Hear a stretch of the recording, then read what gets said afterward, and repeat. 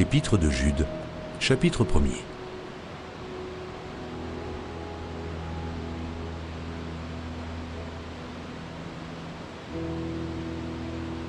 Jude, serviteur de Jésus-Christ et frère de Jacques, à ceux qui ont été appelés, qui sont aimés en Dieu le Père et gardés pour Jésus-Christ.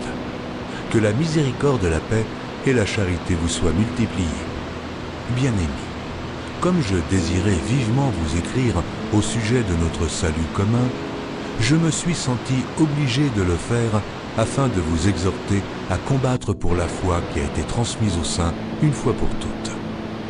Car il s'est glissé parmi vous certains hommes dont la condamnation est écrite depuis longtemps, des impies qui changent la grâce de notre Dieu en dissolution et qui renient notre seul Maître et Seigneur Jésus-Christ.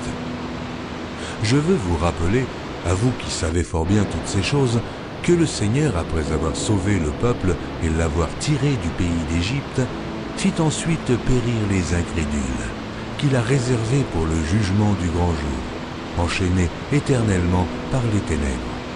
Les anges qui n'ont pas gardé leur dignité, mais qui ont abandonné leur propre demeure. Que Sodome et Gomorrhe et les villes voisines qui se livrèrent comme eux à l'impudicité et à des vices contre nature sont donnés en exemple, subissant la peine d'un feu éternel. Malgré cela, ces hommes aussi, entraînés par leur rêverie, souillent pareillement leur chair, méprisent l'autorité et injurient les gloires.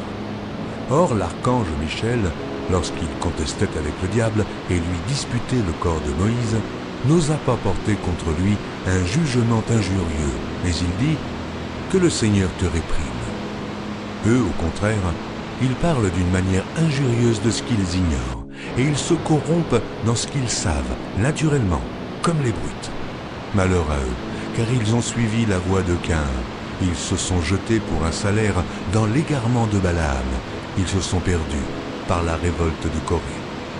Ce sont des écueils dans vos agapes, faisant impudemment bonne chère, se repaissant eux-mêmes.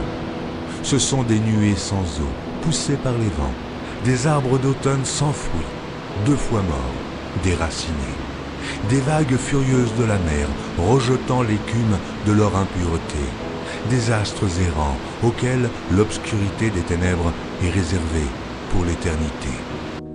C'est aussi pour eux qu'Enoch, le 7e depuis Adam, a prophétisé en ces termes. Voici, le Seigneur est venu avec ses saintes myriades, pour exercer un jugement contre tous, et pour faire rendre compte à tous les impies parmi eux de tous les actes d'impiété qu'ils ont commis et de toutes les paroles injurieuses qu'ont proférées contre lui des pécheurs impies. Ce sont des gens qui murmurent, qui se plaignent de leur sort, qui marchent selon leur convoitise, qui ont à la bouche des paroles hautaines, qui admirent les personnes par motif d'intérêt. Mais vous, bien-aimés, souvenez-vous des choses annoncées d'avance par les apôtres de notre Seigneur Jésus-Christ.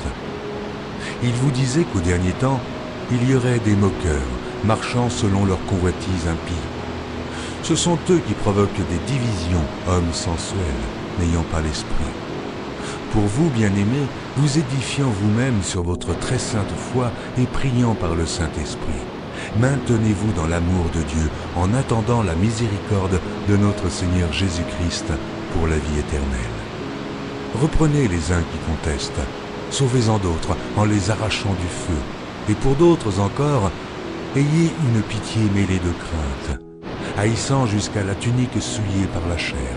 Or, à celui qui peut vous préserver de toute chute et vous faire paraître devant sa gloire irrépréhensible et dans l'allégresse, à Dieu seul, notre Sauveur, par Jésus-Christ notre Seigneur, soit gloire, majesté, force et puissance, dès avant tous les temps et maintenant, et dans tous les siècles. Amen.